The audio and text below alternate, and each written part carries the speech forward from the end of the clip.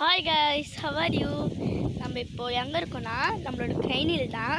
நம்மளோட கைனி ரொம்ப சூப்பரான கைனி. என்ன இருந்தாலும் சொந்த ஊருக்கு வந்து ஒரு கைனி பார்த்துட்டு போனால் தானே. அதனால தான் இன்னைக்கு நம்மளோட கைனிக்கு வந்திருக்கோம்.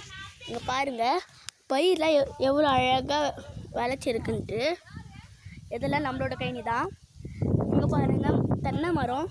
நாங்கள் இன்றைக்கி வந்த காரணமே இந்த இளநீர் இதெல்லாம் நம்ம வெட்டி சாப்பிட்லாம், ஏன்னா இது வந்து வெயில் காலம்ல, அதெல்லாம் சொல்லிட்டு நாங்கள் இங்கே வந்திருக்கோம்.